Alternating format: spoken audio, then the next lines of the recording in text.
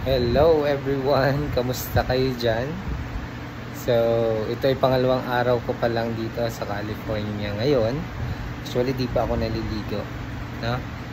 So, ngayon ay plano kong i-unbox. Pero actually, alam ko naman yung mga laman nito pero gusto ko ipakita sa inyo yung mga pre-prepare kong gamit, pagkain, para sa journey ko dito sa California. Although mauubos din naman yung pagkain, pero syempre at least dagdag idea na rin, or kung plan nyo din na mag-travel abroad or mag-work abroad, eh at least meron kayong idea. So ngayon ipapakita ko sa inyo yung mga dinala ko na mga gamit, mga essentials, mga foods, saka yung damit ko lang. Yun lang naman ang mga laman nito eh, pero ipapakita ko pa rin sa inyo. So let's go! So bale dalawa nga pala yung aking dalang check-in luggage. So maximum nito is 23 kilograms. So by the way, ito binili ko siya sa SM Daet. So ang brand niya is Travelex. Mura lang siya, pero at the same time affordable siya, no? So goods man kasi wala siya, hindi siya madaling masira kasi alam natin sa airport may possibility na masira siya kasi most of the time hindi naman kasi kumbaga binubuhat ng ayos, minsan tinatapon-tapon lang nila ito. So from Philippines, dito ko na siya nakuha sa Los Angeles Airport. So ayan. So medium size siya actually. So i-open natin siya. And nakalock pa nga siya eh. Nakalock pa. Hindi pa talaga ito nabubuksan mula kahapon pagdating namin. Yung lock lang. Lock. Ayan. Nilagyan ko lang siya ng dalawang lock. Ito. Para sigurado. Pero ibabalik din natin to. So ayan. So bubuksan na natin siya. Buksan ko siya ngayon. Pakita ko lang sa inyo anong laman. Okay? Let's go! So ito na. Binuksan ko na yung isa nating luggage. Ayan. So nagdala lang din ako dito ng blanket. Pero meron naman sila dito actually libreng kumot. Kasi pagdating namin dito, meron na kami ditong bedsheet, unan. So makakapahinga na kami. So maraming salamat din at kami ay safe na nakadating dito. Okay, so kumot, meron ako short, meron ako dito, ito, nagbili ako nito sa Philippines. Meron ako dito nor pagkagutom, nor and corn pagkagawa ko ng soup number 5, charot. So meron akong silver swan, magic sarap.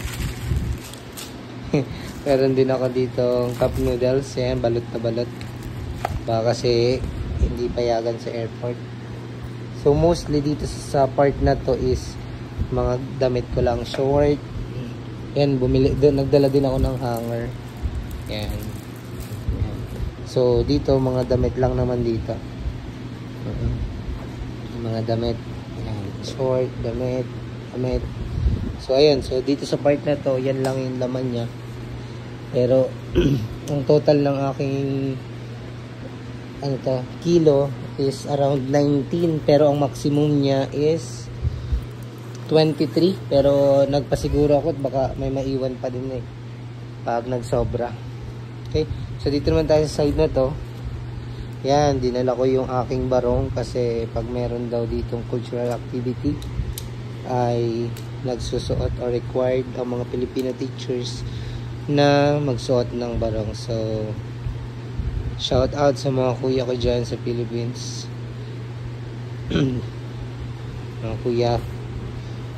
Okay, so nagbili din ako dito ng bedsheet. So ayan, so I think andito lahat ng marami sa groceries ko. Ayan, hanger, another set of hanger. Yan. Ipit. Bumili rin ako ng ipit. Ito, cotton balls in case of emergencies. Towel. Energen, hindi mawawala.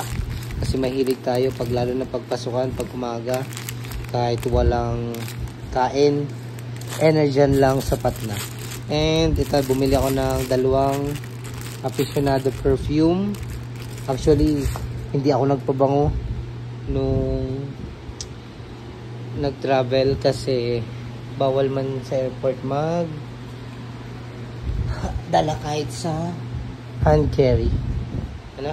Okay. So, meron ako ditong cotton buds. And dalawa siya. Hindi ko alam kung kailan to tatagal. Hanggang kailan tatagal to. And another Energen. Yan. Energen siya, guys. Yan. So, Myra. Pasiguro lang to kasi sobrang init dito sa aking lugar or sa states sa state dito sa California.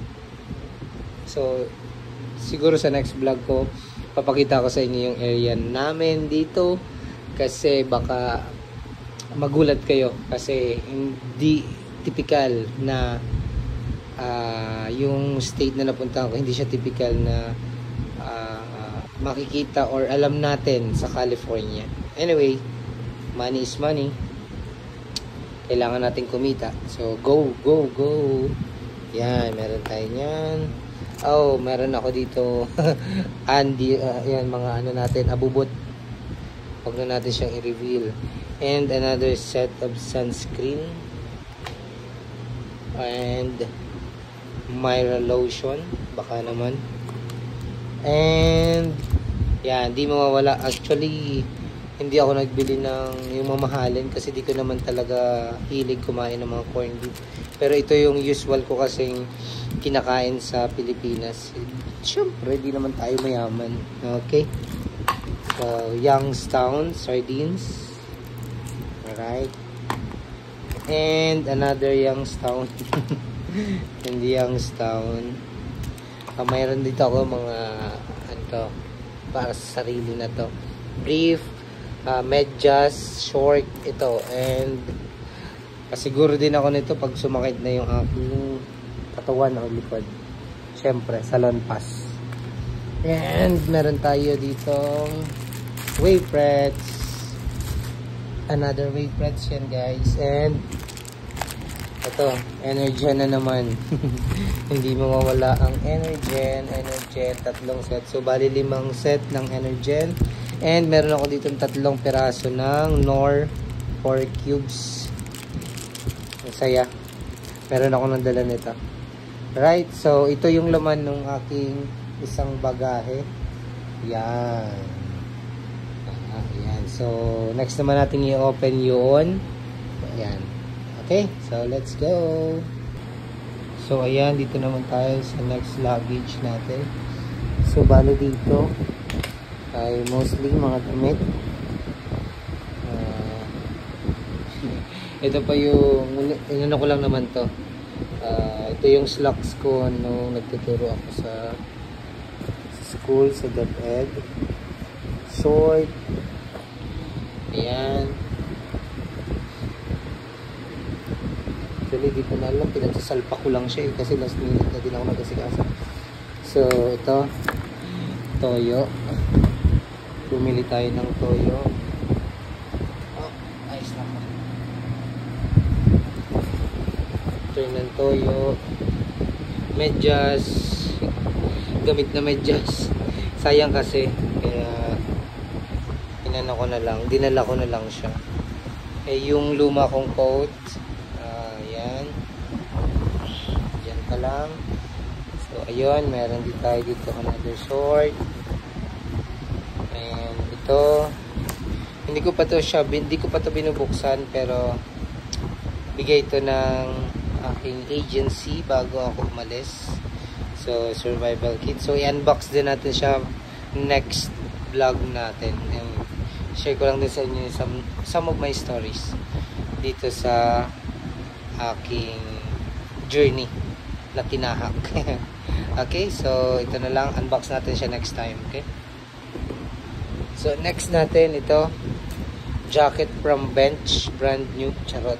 Brand new ha to, pero nagbili lang naman ako kasi wala naman ako ibang jacket eh. Ayan.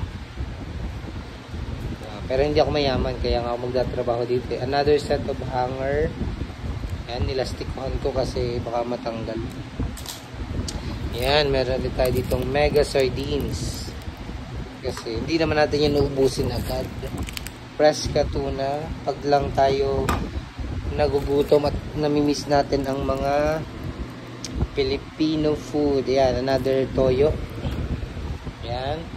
And another cup noodles. Suka. And magtatayo yata ako dito ng sari-sari store. Ayan. 4 cubes. Ayan. So, ito yung laman nung isang side. Ito pala, meron ko pala. Ito ay, nabili ko siya. Ginamit ko lang naman ito nung graduation. Last graduation ko. Madumi pa nga eh. Ano siya. So, ayan. Nagdala na rin ako ng black shoes. Actually, brown siya eh. Ayan. So, isang pares yan. So, if in case kasi, meron ako isusuot. Pero, wala pa naman tayong mabilhan dito kasi malayo tayo sa city. Yan. Black shoes. So, punta naman tayo dito sa other side ng ating maleta. Okay? Okay, dito naman tayo sa kabila. Sa pinakahuling natin.